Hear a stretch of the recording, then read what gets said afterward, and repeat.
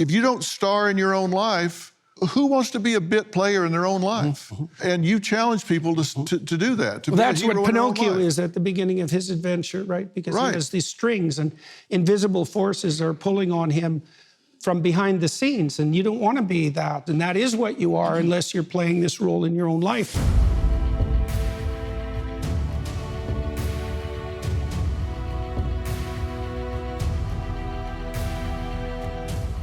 You've heard me say right now in our country that we've got issues. And on the short list is how it feels like so many people have simply forgotten how to treat one another with dignity and respect, abandoning what it means to be a good neighbor, citizen, and hero in their own life.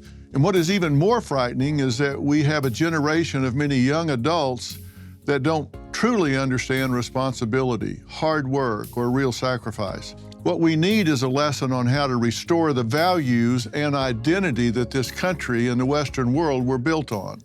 Now, my guest tonight has a few ideas on how to do just that. Dr. Jordan Peterson is a best-selling author, a clinical psychologist whose podcast frequently tops the charts in the education category. His international lecture tour has sold out more than 400 venues. In his new book, We Who Wrestle with God, Perceptions of the Divine, Dr. Peterson guides readers through the ancient foundational stories of the Western world. While doing so, he analyzes the biblical accounts of rebellion, sacrifice, suffering, and triumph that stabilize, inspire, and unite us culturally and psychologically.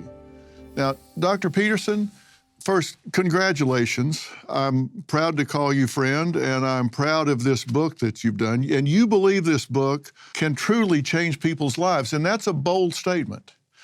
Well, I don't think it's bold if you consider the source of what it's analyzing. I mean, the stories that I'm dealing with in this book have changed individual lives and societies literally for thousands of years. What I'm attempting to do, or doing perhaps, is bringing new life to old tales and making them immediately understandable and practically understandable. But the power of that is in the stories. And as you said in your introduction, to unite us and give us direction psychologically and socially. That is what a story does. Certainly, the story of our own lives does that for us personally, especially if the story is oriented properly. And then the stories that we share, they define our culture, and they do, literally, they are what unite us socially. And so I'm trying to, in this book, I'm explaining that. The most important element of the explanation likely is that a description of the structure that does unite us psychologically and socially and give us direction, that description is a story. That's what a story is. That's why they're so compelling to us and why they're so important. We both believe in facts, empirical, replicatable studies, evidence-based treatment, and therapies. We're both very dedicated to that. But empirical facts, without a story to put them into context, without a story that people can relate to and wrap their arms around, concepts we don't even remember them. They just kind of evaporate without a story. That indicates a number of things. It indicates, first, that our memories themselves are structured as stories. And so if you encounter a fact that isn't relevant, that you don't care about, you don't remember it because there's no place to put it. Our memories are structured in a narrative manner, which is why, for example, when someone asks you what you've done during the day, or they ask you to tell you about their life, then you tell a story, because that's how your memory is structured. And then you alluded to this as well, is there's an indefinite number of facts. There's as many facts as there are things or combinations of things. And most of those aren't relevant. We don't care about them. They're not related to our lives or even to each other. The structure that makes a fact important and that relates it to other facts in a meaningful way, that is a story. When you go to a movie and you watch the hero pursue his adventure, what you're seeing through his eyes are the relevant facts of his world. And that's what the story lays out. And so the empiricists, the scientific types, let's say, the pure scientists who believe that we only move through the world in consequence of our knowledge of facts, didn't wrestle with the fact that you have to prioritize. Everything you do is a prioritization. Every directional movement of your eyes is prioritization with regards to what's important. It's all a reflection of the story that you inhabit. And so once you understand that the story is irreplaceable and that you see the world through a story, the only question that emerges is what's the appropriate story? And I analyze that in detail in this book. Oh, yes, you do. And you've got my mind racing. We have so much to discuss. I don't want to keep the audience out of this. Let's go downstairs and dive into this. Great. All right, Looking let's forward do it. to it. Please welcome my friend, Dr. Jordan B. Peterson.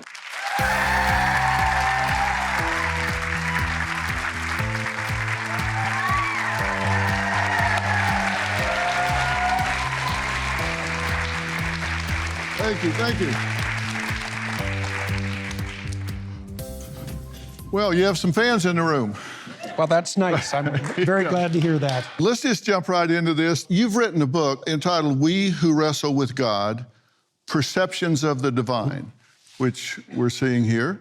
So I always grew up, as I'm sure you had people trying to program you this way. I rejected it. You obviously rejected it. That said science and religion were inextricably oppositional, just that there was no way to reconcile the scientific model with religion because faith, you can't come up with an empirical proof of faith, and so they were just seen as you can't reconcile those two. How did you reconcile that supposed conflict? Well, I would say I'm still doing that. It's a very tricky thing to negotiate, which is why that claim has existed, let's say, for 300 or 400 years. There has been many very significant scientists who rejected that claim. So the greatest developmental psychologist, child psychologist of the 20th century, a man named Jean Piaget, he started to become a developmental psychologist because he wanted to understand how children built their models of the world, because he wanted to understand how we understand things, and he wanted to reconcile the difference between science and religion. Piaget cracked the problem to a great degree. He partly did that by showing that there's a finite number of stable ways that people can interact with one another, that they will continue voluntarily, that improve. So imagine that's a good definition of a friendship. The way to establish a friendship if you're a child is that you play a game with another child. Now, during the game, you have to let the other child take a turn and maybe even have a hand in deciding what the game is going to be. So you both have to want to play, okay? Then you have to play in a way that makes the other person happy to play with you. Okay, if you do that, then they're going to want to play with you repeatedly. Okay, now you have a friend. Okay, so now you see that, and that's a social community. That's like the basis of social community, that friendship. And that's voluntary engagement in a voluntarily chosen game. Now, if it's a really good game and a really good friendship, it improves as you play it, which is what you'd hope for in a marriage. Now, imagine that there's a very small number of ways that you can interact with someone else that's game-like, so you're both playing, so that you want to continue it voluntarily, you'll work for that. That improves across time. And then imagine you have to add to that the fact that you could bring more people into the game. Okay. The description of that game is the aim of the religious enterprise. Right. How do you treat someone else? Well, so here's a religious injunction. You treat other people, including even your enemies perhaps, as if they had the same value as you, assuming that you also have value, right? You're made in the image of God, let's say. You have intrinsic value. Other people do too, and it's equivalent to yours. Well, that's one of the rules for this game. Now, you might say, well, I don't believe that. It's like, okay, try playing a game that doesn't have that as a rule. So your rule might be, I'm going to get what I can take from you, right? That's a psychopathic game. And you can play that game for a short period of time with people and you can get some of what you want. But as soon as people figure out who you are, they run away. This is why Cain, in the story of Cain and Abel, Cain has got this psychopathic element. He ends up as a wanderer in the land of Nod. Okay, he's a wanderer because who wants to play with him? He's bitter and resentful. So he has to wander like a criminal in search of new victims. And he's in the land of Nod. You know, that's where children go when they sleep. Well, If you're unconscious enough that you take advantage of other people, then you're existing in a state of, what would you say, self-induced sleep. Yeah, so he's a criminal wanderer in the land of unconsciousness. It's like, that's the alternative game. No one's going to play that game with you. You're not even going to play the game with yourself for any length of time.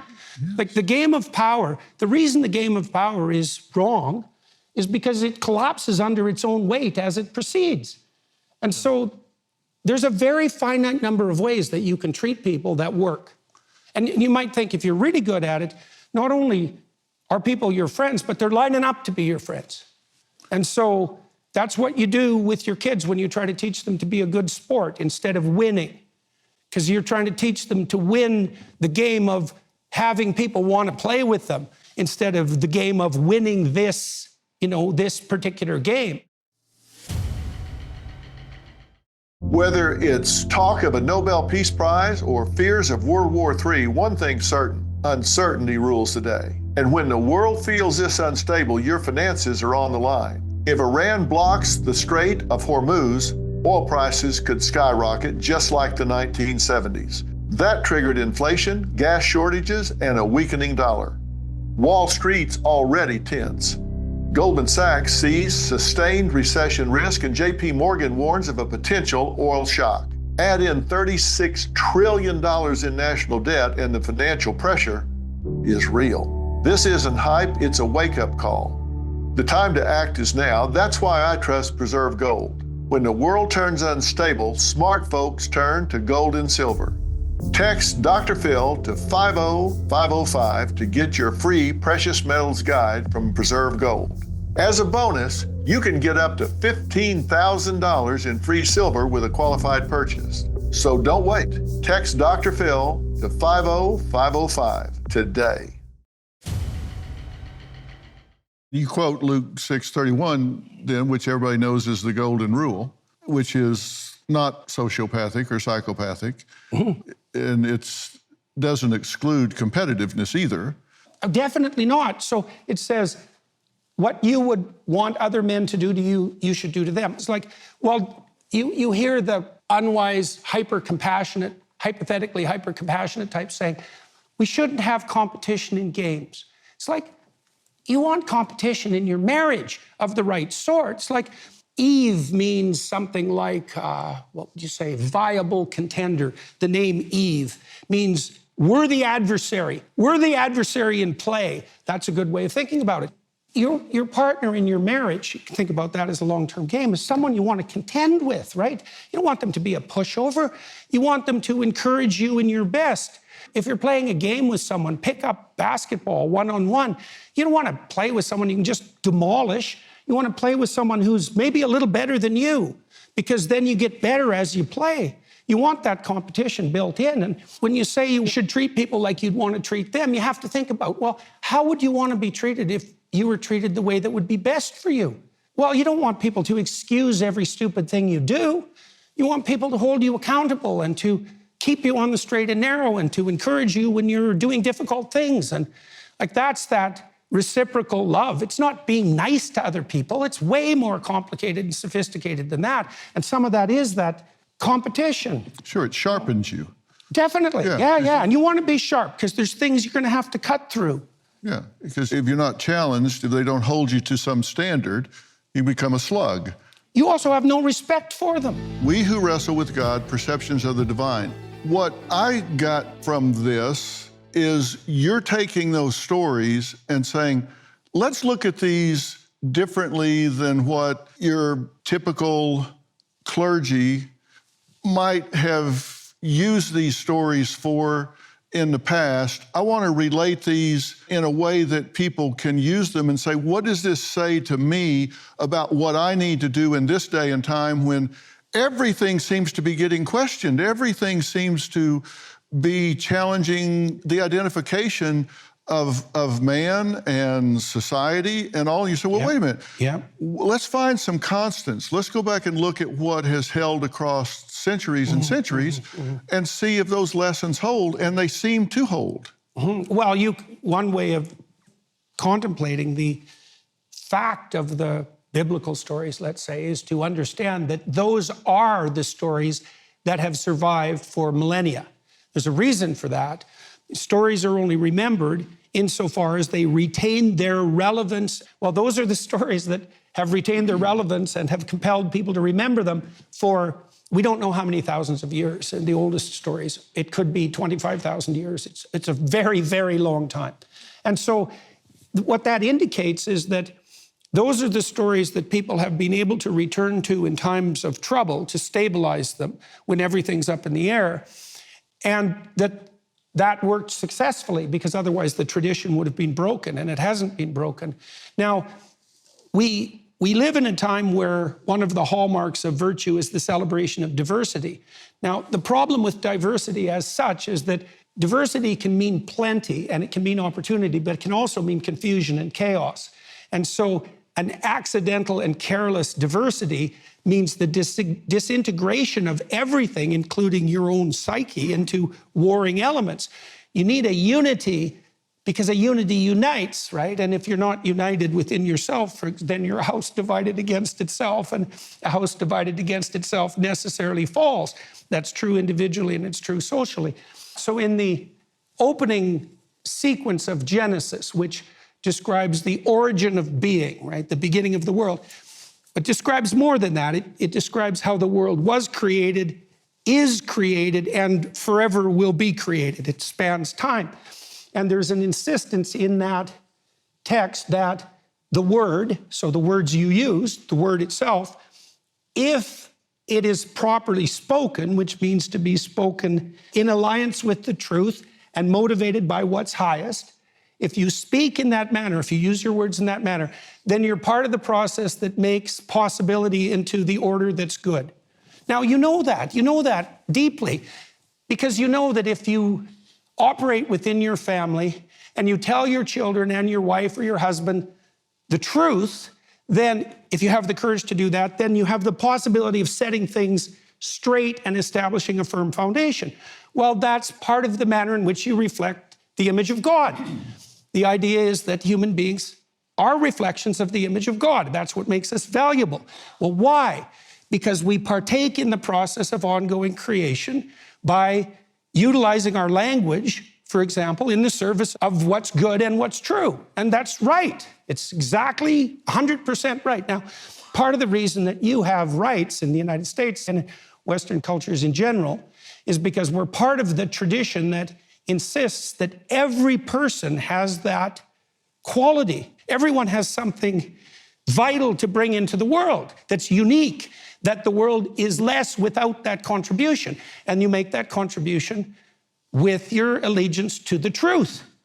You need to understand that. You can see how that's practically relevant. It's like, well, why tell the truth? Because the world degenerates into chaotic hell if you don't. And that's exactly right. We know, for example, in totalitarian states, which you could think of as the opposite of free and well-constituted Western societies, let's say, in a totalitarian state, everyone lies about everything to themselves and everyone else 100% of the time. And that's why those societies degenerate into hell. And it really is hell. For all intents and purposes, it's hell. And you might think, well, is hell eternal? It's like, if you're in hell, you're going to think it's eternal, at least. I mean, you've been in situations where you've suffered stupidly and pointlessly, and maybe in the consequence of your own foolishness. That's a good definition of hell. Yeah. By the way, this is what it's like going to dinner with Jordan.